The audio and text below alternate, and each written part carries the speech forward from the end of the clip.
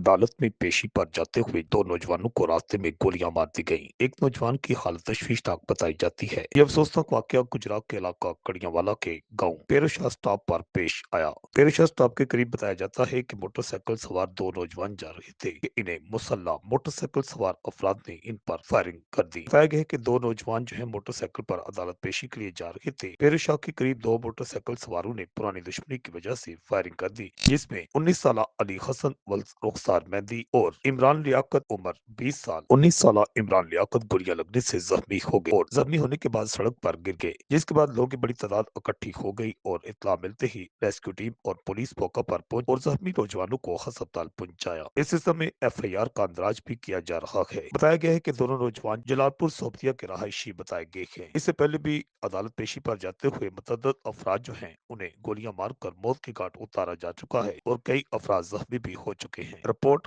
आकाश न्यासी कुछ